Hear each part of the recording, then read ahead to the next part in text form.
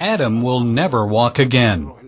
His legs bear the scars of many operations to repair a devastated muscle, tendon, and bones.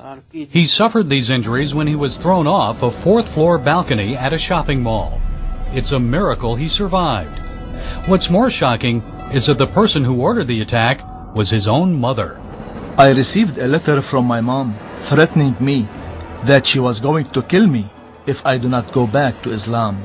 Adam is a Christian living in Canada, but he was born and raised a Muslim in Morocco.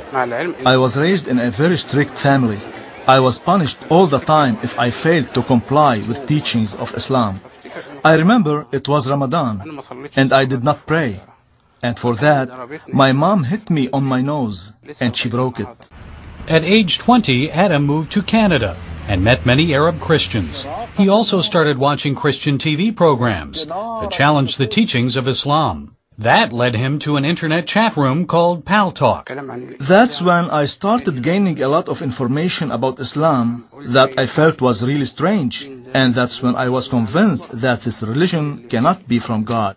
He took his questions to a sheikh in Canada and received a startling answer. I told him that this religion cannot be from God, and that I thought that Bin Laden and Al-Zawahiri are terrorists.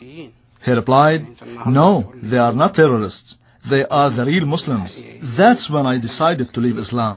Through Paltalk and the ministry of Father Zachariah Boutros, Adam discovered the Bible and Jesus Christ.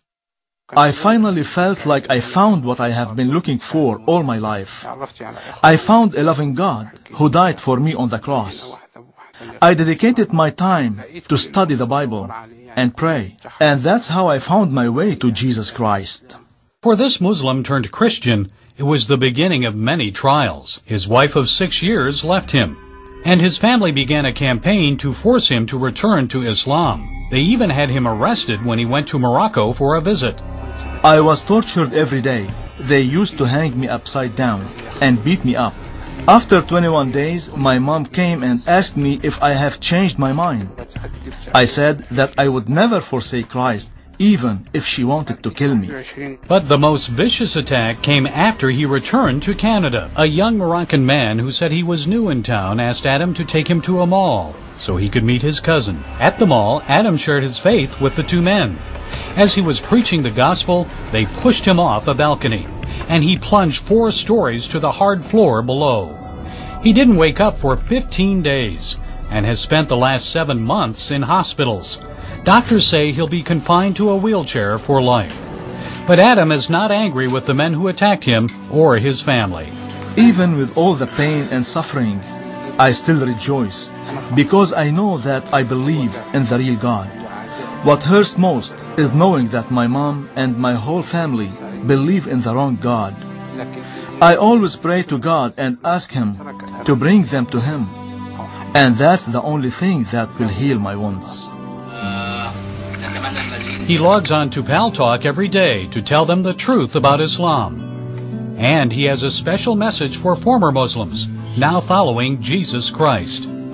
Jesus did not promise us virgins when we die, and He did not promise us rivers of wine. Instead, He said, "In the world you will have tribulations, but be of good cheer. I have overcome the world." Believe me, I felt the hand of God working through all the troubles I went through.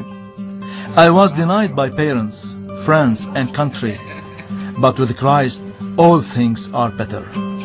Gary Lane, CBN News.